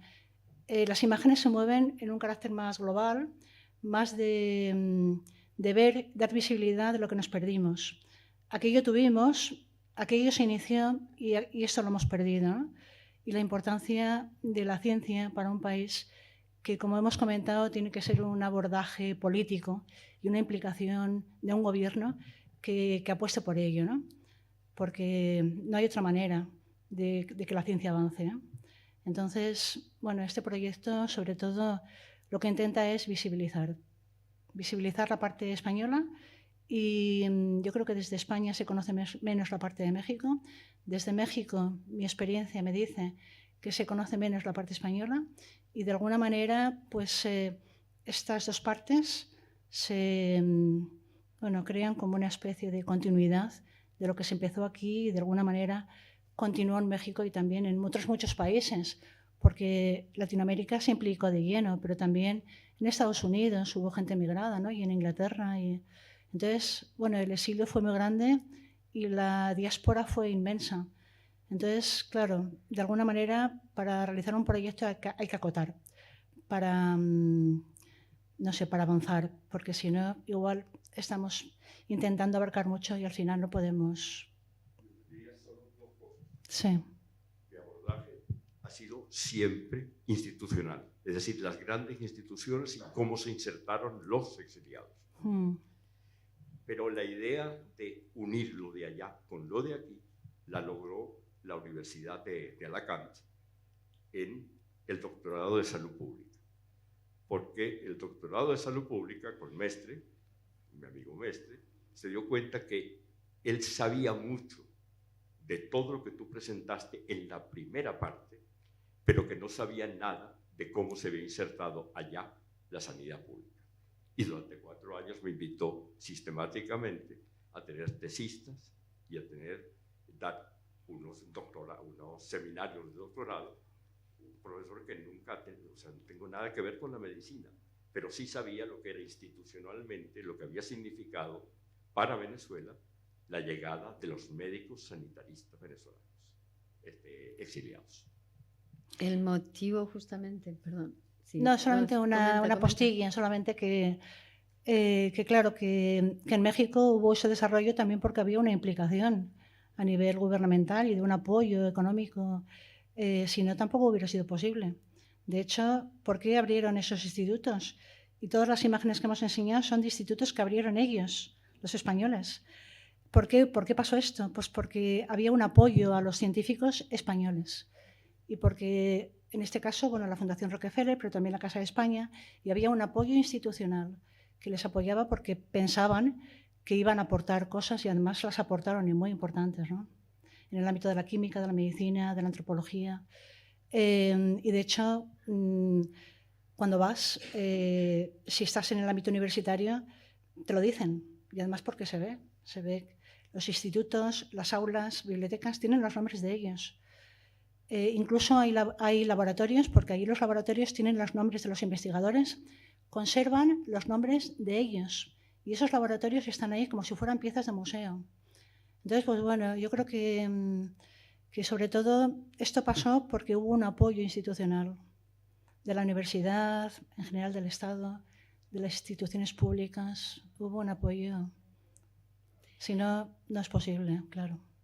Yo simplemente lo que quería comentar era que este ha sido el motivo por el cual hemos convidado a esta segunda parte, a que Ana Teresa nos explique esta segunda parte en México. Nos parecía relevante, ya que la exposición mostraba, y me gusta que hayas comparado la obra de Ana Teresa con la de Carles Guerra, de alguna manera lo que nosotros queríamos mostrar es lo que nos hemos perdido, pero también el nivel internacional y la capacidad de desarrollarse a nivel internacional que han tenido toda esta gente de la que estáis hablando.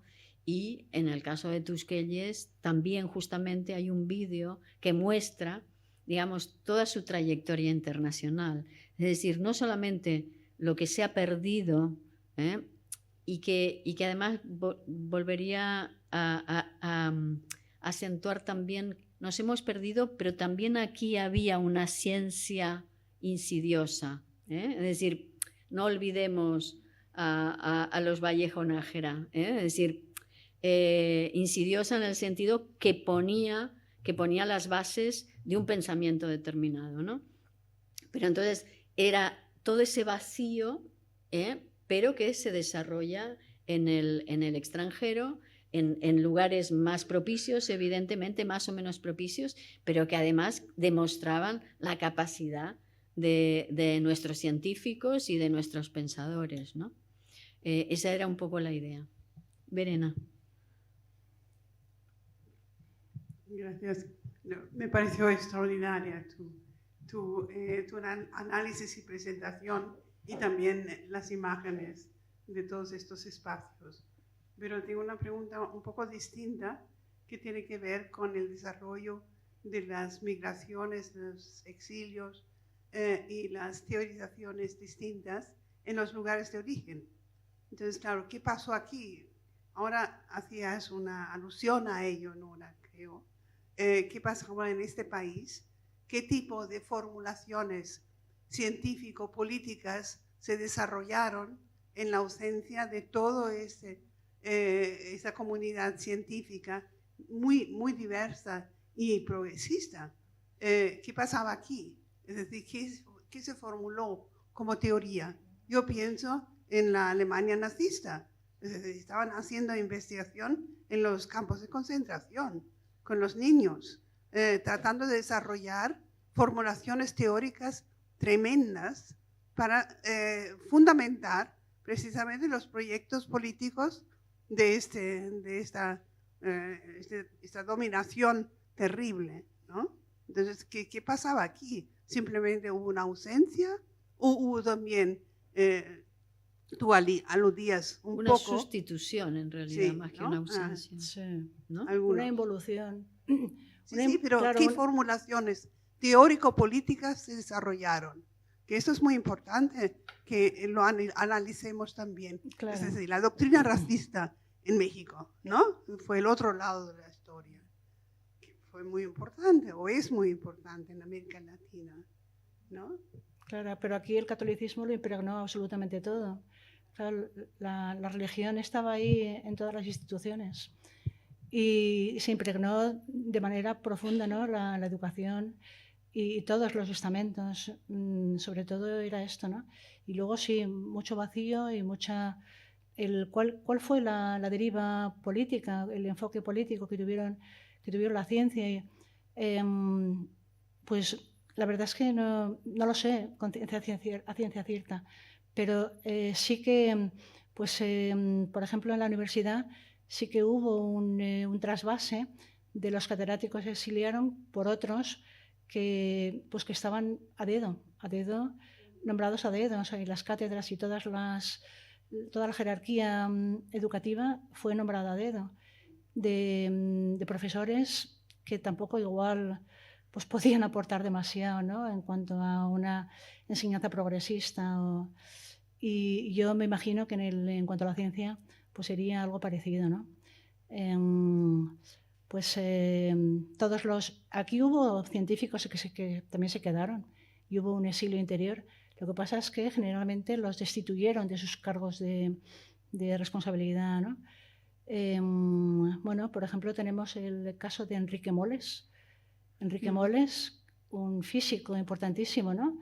También en su momento nominado como Premio Nobel de Física, pues se exilió, pero luego quiso volver y en la frontera lo cogieron y lo metieron prisionero en la cárcel de Porlier y, bueno, condenado a cadena perpetua, le conmutaron la pena, pero nunca volvió a su puesto de trabajo.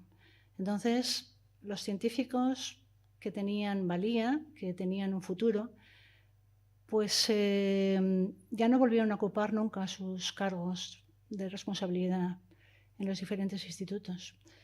Y esos fueron sustituidos por otros que marcaban otras líneas diferentes de investigación, claro. Porque si algo avanzó, si algo importante que aportó la JAE, fue que investigadores jóvenes que estaban despuntando en diferentes perfiles de la investigación fueron a investigar junto con grandes profesionales, ¿no?, en diferentes partes del mundo. Claro, y de eso aprendieron. Y lo que aprendieron luego lo trasladaron a sus lugares de trabajo. Y esa política de pensiones fue lo que de alguna manera hizo que la ciencia avanzara sustancialmente, ¿no? Porque la política de pensiones era gigantesca. Muchísimos jóvenes o no tan jóvenes que también están trabajando ya, pues empezaron a investigar y a aprender nuevas técnicas en diferentes países, en Inglaterra, Estados Unidos, Canadá, etcétera. Alemania fueron muchos. Entonces, pues bueno, eso es lo que nos perdimos. ¿Cómo se estudió? ¿Qué política hubo? ¿Cuál fue el trasvase? Yo creo que tampoco había una política clara. Yo no lo sé, desconozco si había una política clara de cubrir este vacío de estos grandes perfiles, ¿no? Pero bueno, el vacío es evidente, que se vio con el paso del tiempo, se ha visto, ¿no?, del abandono, porque es un abandono que ha sido crónico, ¿no?, de la ciencia en ese país. Y esto lo notamos, lo percibimos con el paso del tiempo. Vemos que tenemos un retraso en cuanto a... y también un abandono a nivel institucional, porque no ha habido presupuestos que han adaptado los diferentes institutos con las técnicas. Bueno, no sé si aquí en el foro tenemos investigadores, igual pueden aportar alguna cosa más.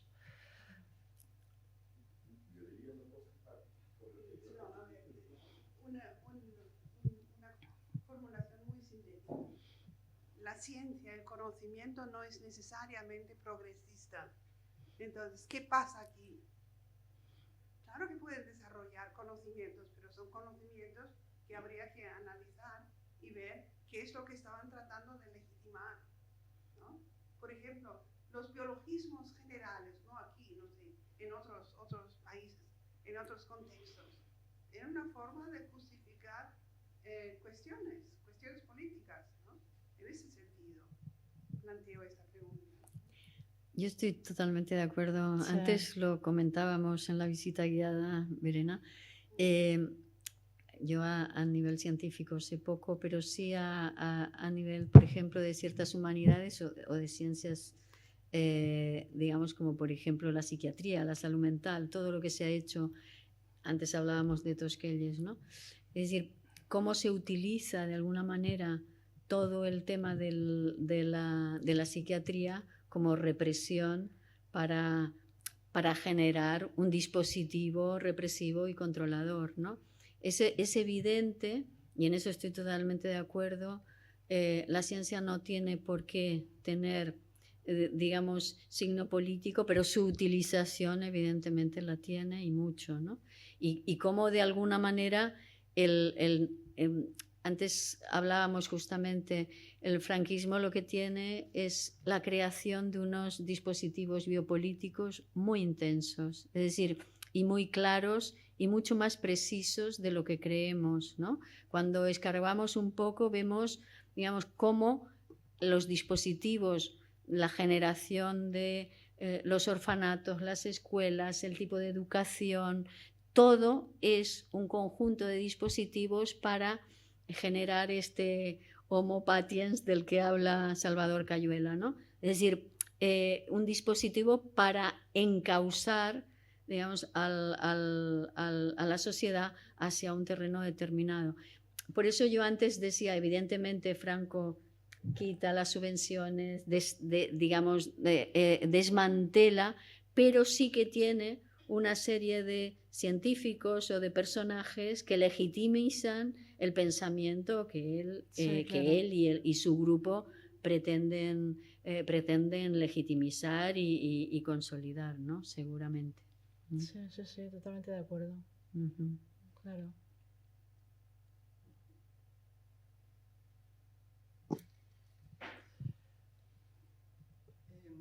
Tu investigación, que decías que has encontrado pocas mujeres científicas, no sé, es un tema que a mí me interesa muchísimo hace muchos años y que hemos trabajado a través de los observatorios de igualdad desde hace unos años.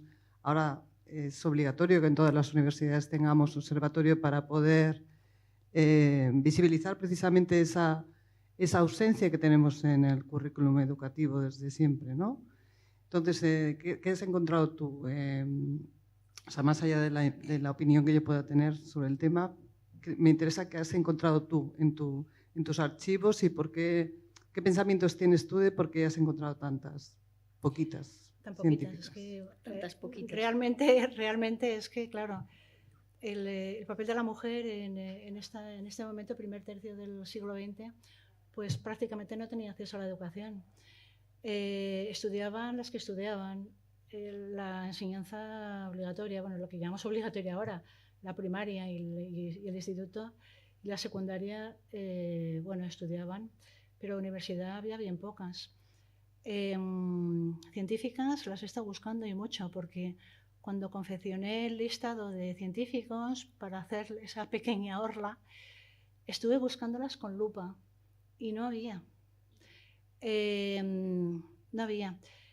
Sí que hay en el campo de las humanidades, de las artes, pero de la ciencia no hay. Bueno, igual hay alguna más, pero yo no la he podido incluir en esta retahíla de nombres que he ido dando porque no tenían visibilidad en ninguno de los institutos que yo he ido nombrando en la parte de España, ni tampoco en la parte de México.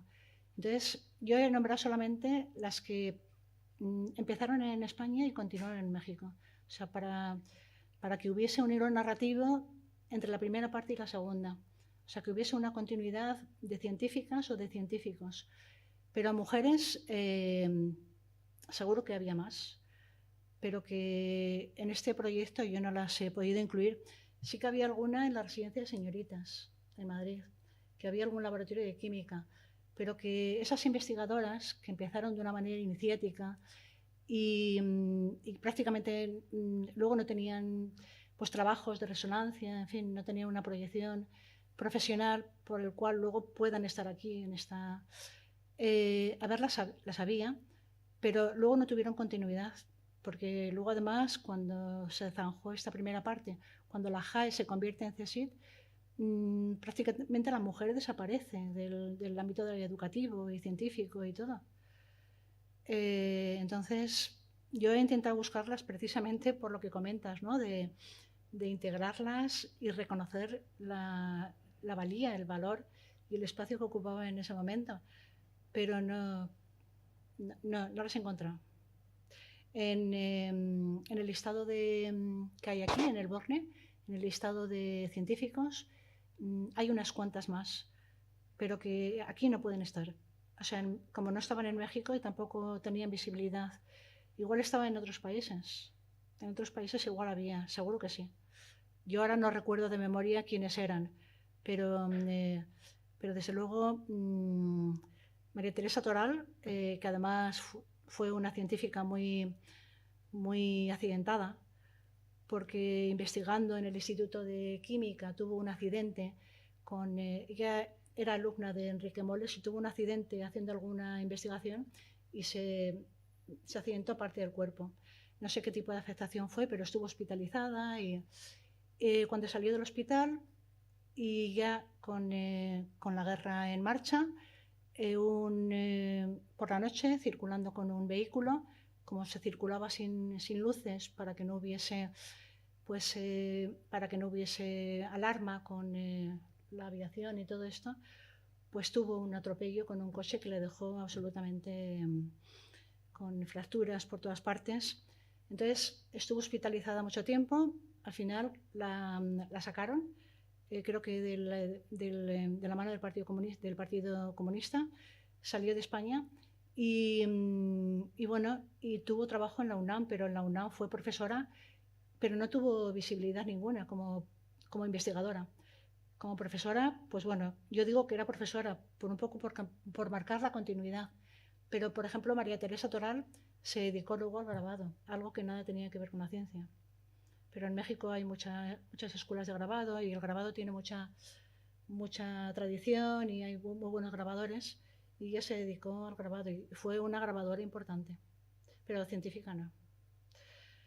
Y Adela Barnés, que también fue otra química, que también fue alumna de Enrique Moles, pues bueno, también les ofrecían a través del SERE y de la JARE el trabajo en la vinculación con la universidad, directamente los integraban en la UNAM o en el IPN, el Instituto Politécnico Nacional, pero luego, claro, eran docentes, pero de ahí a que tuvieran visibilidad como investigadores, eso ya era otra cosa. Por eso quería que me contases, porque yo creo que yo tuve esa impresión cuando estuve allí en el programa de Estudios de Género de la UNAM. Me encontré que no había el recuerdo de esas científicas, porque finalmente esas científicas habían tenido muchos problemas en seguir siendo científicas, ¿no? O sea, muchas seguramente llegaron. Los roles de género no rompieron 3 años de república, 4 años de república, no rompieron los roles de género tanto en México como en España. Entonces yo creo que muchas historias, las maternidades, muchas historias que al final llevaron que ni la propia institución, ¿no? Por eso que es importante que el relato tenga también el detalle sobre el sesgo de género, ¿no? Porque creo que podamos decir que México ha tenido toda la ciencia que se perdió España, pues no, porque parte de la ciencia que no se pudo hacer es la que las mujeres no pudieron ejercer, ¿no? Tanto desde España como luego en el exilio. Muchas veces tuvieron los mismos problemas aquí y allí, ¿no? Eso por una parte, pero también por las temáticas que tenemos las mujeres cuando hacemos ciencia, ¿no? O sea, yo creo que es importante también por ahí una serie de desarrollos que luego se ha visto en todas esas científicas que luego sí que han podido desarrollarse en otros países que sí han tenido apoyo, quizá en América, en Estados Unidos, en otros sitios donde sí que han podido desarrollarse un poco más, han tenido una serie y eso Verena sabe muy bien, ¿no? De qué tipo de tipología, qué tipo de etnografía, qué tipo de temáticas hemos tenido atención y que de ahí se ha ido desarrollando una serie de... Y luego pues han tenido sus discípulas y discípulos que han seguido desarrollando mucho más. Eso por una parte. Y por otra, también me ha interesado mucho lo que ha nombrado Nora, ¿no? De qué pasa después, ¿no? Cuando has hecho la plática del inicio que has dicho qué pasa después con esa ciencia que no se ha desarrollado en España y que como los científicos... ayer tuvimos una reunión y me traje a Daniel, que es mexicano, es chilango, ahora nos dirá algo, porque está muy tímido, no dice nada, pero profesor de psicología en la UB, creo que esa ciencia que no... O sea, ese desarrollo científico que en España se fue hacia otros países de América y que no se ha desarrollado aquí por la dictadura, etcétera, que luego ya la generación de Verena y demás, y de Dolores Juliano, y tantas, Nora, como no, y tantas profesoras que luego hemos podido aprender nosotras, las que nacimos de aquí, digamos, no se ha visto en la universidad actualmente. La universidad actualmente ahora está bastante carente de esa actividad universitaria que podría haber sido, ¿no? Yo creo que hemos podido disfrutar mi generación de toda esta nueva generación, pero nos perdimos las anteriores. Claro, pero... No, bueno, sí, vale, pero bueno, también de las nacidas acá. No las he nombrado, pero... yo he nombrado aquí a un investigador, Arturo Duperier, físico, bueno, que despuntó en el ámbito de la cosmología y estuvo exiliado bueno, primero con una pensión de la JAE y luego se exilió a Inglaterra, pero luego volvió a España, quiso volver a España. Y un laboratorio le facilitaba mucho material de investigación, pionero en el ámbito suyo, con su perfil. Y entonces, bueno, pues en la frontera lo retuvieron. Todo el material que él tenía que entrar para continuar con sus investigaciones que había empezado en España, En la frontera lo retuvieron y no lo pudo meter en España. Incluso lo retuvieron y luego desapareció. Ese material lo utilizó alguien, Duperier no, pero lo utilizó alguien, no, se destruyó. Entonces, esos perfiles que estaban empezando pero despuntando a la vez, yo creo que se cortaron y luego cuando se montó el CSIC empezaron otras cosas, los científicos empezaban otras cosas, empezaban a investigar con otras historias, pero no con lo que se había dejado, porque lo que se dejó y ya está. No sé de qué manera, vamos, qué orientación adoptó luego, ese vacío, cómo se cubrió, en qué perfiles o qué se investigó. El caso es que la investigación ha continuado y los laboratorios han continuado y la ciencia ha continuado. Pero en esos años, que eran duros por los primeros años de la dictadura, pues me imagino que mucho vacío, ¿no? Y mucha readaptación hasta que la cosa se normalizaría un poco en el ámbito de la investigación, me refiero. ¿Alguien más quiere comentar algo? No, bueno, nada más que muy interesante, como que son cosas que tenía destellos así y resaltar realmente la importancia. Bueno, yo casi le decía ayer a ella que casi que nací en la UNAM y crecí ahí, toda mi familia está ahí y tal. Y bueno, mi madre es profesora de historiografía en la UNAM durante mucho tiempo y entonces, bueno, alguna vez hice el curso sobre historiografía contemporánea como una asignatura optativa, aunque yo soy psicólogo cultural, y es de lo más interesante y rescato una frase que siempre se me quedó muy grabada, ¿no? O sea, no se entiende el estudio de la historiografía de México en el siglo XX sin la historia del exilio, de los llamados transterrados, ¿no? Y es evidentemente de lo más interesante porque realmente la identidad, bueno, la identidad no, sí, el México contemporáneo, digamos, es el que es en gran parte gracias a la relevancia de las aportaciones de los exiliados, ¿no? Otra experiencia que fue para mí muy interesante, y bueno, la comparto, ¿no? En 2006, que yo vivía en Madrid en ese tiempo estudiando el doctorado, fueron los 70 años del exilio español, vino todavía la esposa de Cárdenas y todo cuando fue eso, y se hizo una obra de teatro muy interesante sobre la historia de los primeros niños que llegaron del exilio, y bueno, vinieron bastantes. Los niños de Morelia. Sí, sí, fue una obra súper interesante y bueno, fue como muy intenso, ¿no? Porque claro, verse aquí 70 años después los que se habían ido, los que quedaban, bueno, en fin, una serie de experiencias, y lo que me llama mucho la atención, o sea, varios nombres de los que decías me suenan así como un poco lejanos, ¿no? Porque tampoco es que me haya dedicado a estudiar eso, pero ¿qué opinas tú o sea, mi sensación al haber estudiado allá y luego aquí, y bueno, trabajo en Barcelona desde hace 13 años en la universidad, tampoco estoy muy enterado, pero, o sea, la representación o la trascendencia, digamos, a nivel de intercambio no solo académico, sino institucional, más en el presente. A mí a veces me llama la atención de que no es tan intenso como yo hubiera imaginado desde esta formulación de la importancia que tiene. O sea, por una parte, bueno, sé que hubo un rompimiento de relaciones diplomáticas durante muchos años, ¿no? En la época del franquismo con México. No sé si eso tenga que ver con lo que me parece. Y también que a veces me extraña que el mundo mexicano académico aquí no es muy conocido en general. Y eso pues es como muy extraño porque como dices tú, o sea, en México no solo cualquier estudiante de primaria sabe cuál es la capital de España, sino que dentro ya del ámbito más académico o escolarizado, sí hay como una presencia más, o sea, en cuanto te acercas un poco a determinadas instituciones o institutos, la gente sí sabe un poco más de lo de aquí o de esta historia, ¿no? Un poco, no sé qué opines respecto de la situación contemporánea en este sentido. Sí, lo que dices es cierto. Yo creo que bueno, desde aquí hay más desconocimiento de todo lo que acontece en general a la sociedad mexicana y a la universidad en concreto.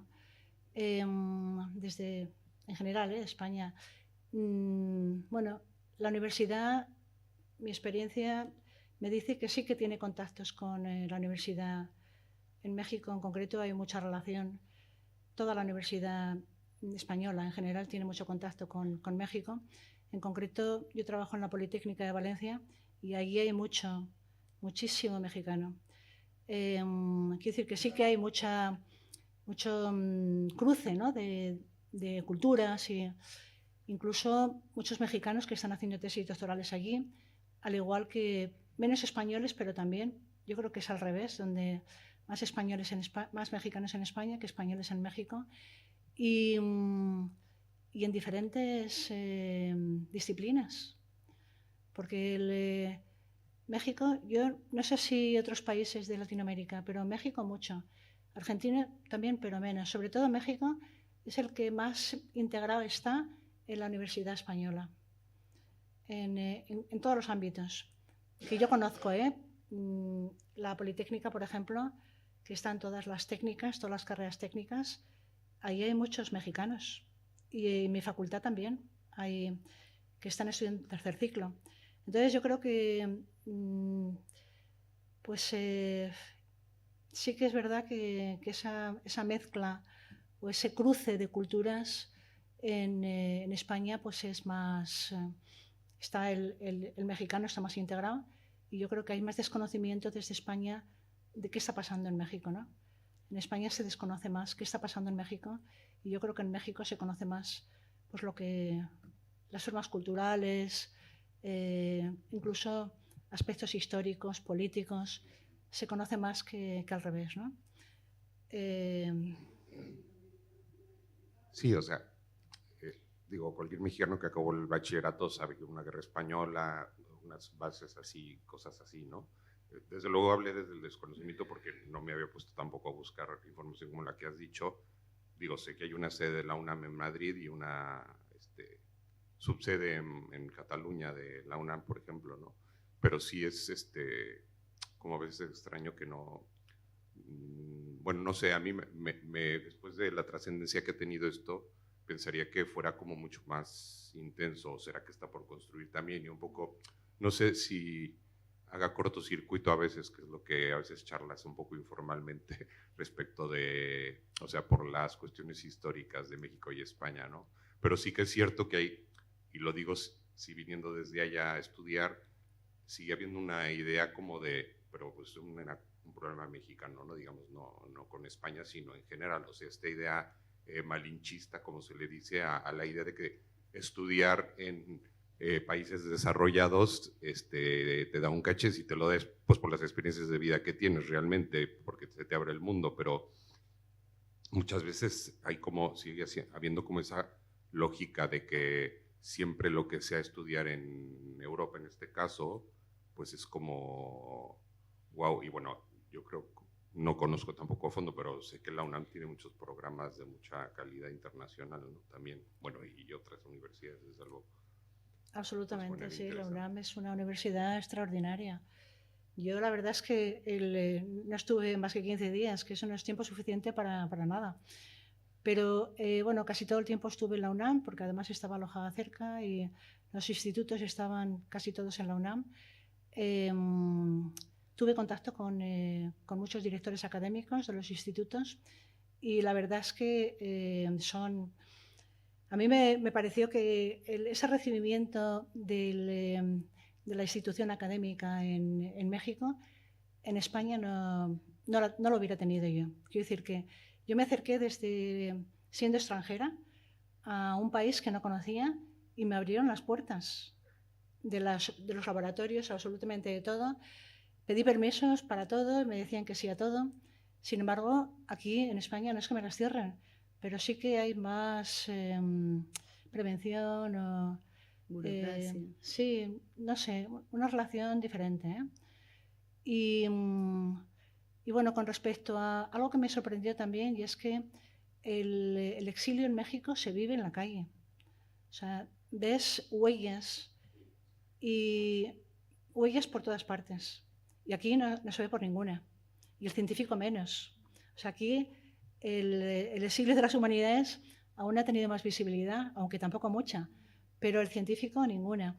Sin embargo, allí el exilio, en general, como como acontecimiento histórico está vivo en todas partes. Está vivo en las calles, está vivo en los comercios. Hay pastelerías de vascos en México. Hay retratos por todas partes de institutos que reconocen los nombres de los científicos. Lázaro Cárdenas está por todas partes, que los republicanos homenajean a Lázaro Cárdenas con esculturas, con... El exilio está presente en todas partes, incluso la gente de la calle, o sea, que tampoco tiene por qué conocer tantas cosas, ¿no? Pero la gente joven. Y aquí tú preguntas en la calle a cualquiera y no conoce casi nada. Sin embargo, allí es un tema vivo, no solamente en el ámbito universitario e investigador, sino en cualquier ámbito de la cultura mexicana. Sí, creo que es, bueno, solo decir que es muy interesante esto y siempre lo vives, sobre todo si has tenido la oportunidad de estar en los dos sitios, o sea, solo enfatizar lo que tú has dicho, realmente no se entiende la vida institucional y bueno, no has hablado tanto del empresariado, ¿no? Pero yo creo que también es muy trascendente porque, o sea, grandes comerciantes del siglo XX, si lo ves así, han sido exiliados, ¿no? Que, o sea, quiero decir, fundadores de muchas empresas que yo sepa, ¿no? O propietarios, pues. Entonces es como muy transversal y está eso muy vivo. O sea, no sé, el Orfeo Catalá de México, por ejemplo, que tiene un programa cultural súper rico, yo he ido un par de veces, me ha sorprendido, o sea, está como muy presente y se apoyan muchas causas de todo tipo de lo que pasa aquí. O sea, es como muy interesante que realmente se acoge y se toma como parte de la casa, pero por otro lado, evidentemente, por la huella histórica y la trascendencia de ser Nueva España 300 años, o sea, todo eso yo creo que se reformuló, por así decirlo, socialmente, inconscientemente o a conciencia, y ha adquirido una nueva dimensión que integra mucha parte de la identidad, ¿no? A mí me sorprendió mucho cuando conocí en la UNAM un instituto que se dedica solamente a estudiar los exilios. No solamente el español, el chileno, uruguayo, todos los exilios, todos los países que se han exiliado o exiliados de diferentes países de Latinoamérica que han ido a México y estudian los exilios. Un instituto que se dedica a eso. Y bueno, no sé, eso me demuestra, bueno, me hace pensar la capacidad que tiene una institución como la UNAM para acoger diferentes estudios y diferentes investigaciones abiertos a todo, absolutamente, ¿no? De hecho, allí, aparte de las facultades, están los institutos dentro de lo que es la UNAM, ¿no? Aquí en España están separados, los institutos están fuera de la universidad y allí está dentro. Y el que haya un instituto dedicado a exilios me resulta muy interesante, ¿no? Yo creo que esto que estáis diciendo, que es muy relevante, yo soy argentina, por tanto también pasa exactamente lo mismo que en México. Es incomparable el conocimiento que tenemos en Argentina respecto de España y a la inversa, ¿no?